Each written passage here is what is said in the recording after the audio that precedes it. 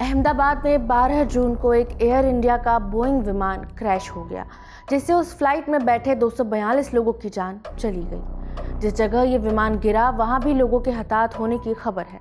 हालांकि अहमदाबाद ने पहली बार कोई प्लेन क्रैश नहीं देखा। ऐसा ही कुछ हुआ था 1988 में, जब एक और बोइंग विमान इंडियन एयरलाइंस की फ्लाइट IC-113 के क्रैश होने से देश के घरेलू विमान यात्रा की व्यवस्था पर सवाल उठने लगे थे। इस दुर्घटना पर रमेश मेनन ने इंडिया टुडे मैगजीन में कवर स्टोरी लिखी थी।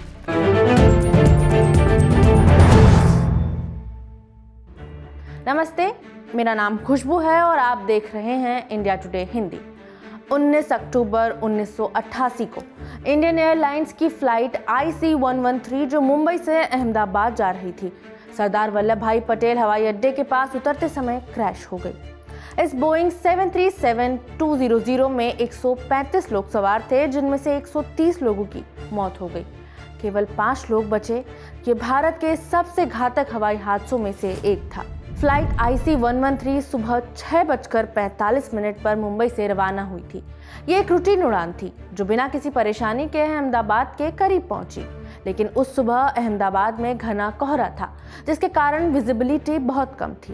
विमान को रनवे 23 पर उतरना था, लेकिन वो रनवे से करीब 2.5 किलोमीटर पहले एक खेत में दुर्घटनाग्रस्त हो गया। विमान ने पेड़ों और एक हाई टेंशन बिजली के टावर को टक्कर मारी, जिसके बाद वो आग का गोला बन गया। जांच में पाया गया कि हादसे का मुख्य कारण था पायलट की गलती और एयर ट्रैफिक कंट्रोल यानी ATC की चूक।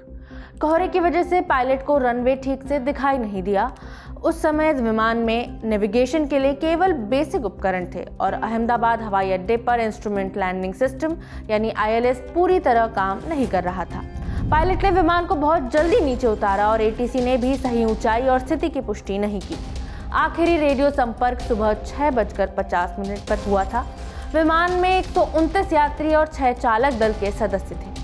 हादसे के बाद आग इतनी भयानक थी कि ज्यादातर लोग बच नहीं सके। केवल 5 लोग, जिनमें एक 7 साल का बच्चा शामिल था, चमत्कारिक रूप से जीवित बचे, लेकिन वो भी गंभीर रूप से घायल थे। बचाव दल तुरंत मौके पर पहुंचा, लेकिन आग और मलबे ने राहत कार्य को मुश्किल बना दिया। स्थानीय लोगों ने बताया कि उन्होंने धमाके की आवाज सुनी और आसमान में धुआं देखा। ये दृश्य दिल दहला देने वाला था।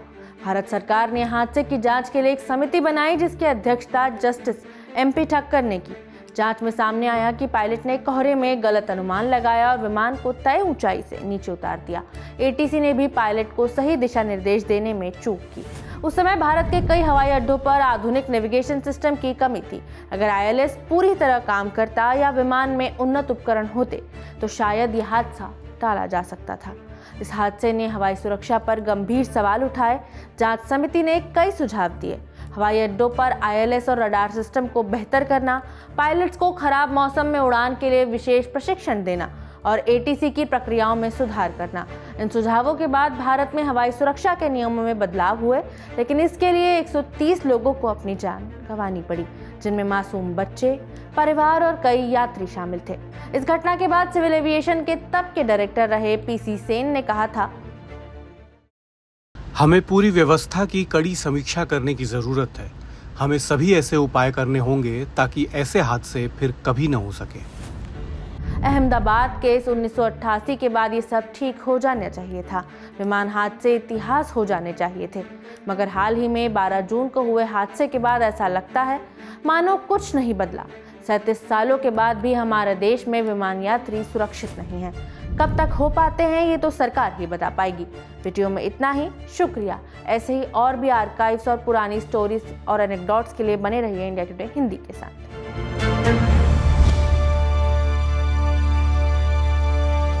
इसी तरह की तसल्ली से भरी हुई एक्सक्लूसिव रिपोर्ट्स देखने के लिए सब्सक्राइब करें इंडिया टुडे हिंदी का YouTube चैनल और बेल आइकन जरूर प्रेस करें ताकि वीडियो अपलोड होते ही आपको खबर हो जाए।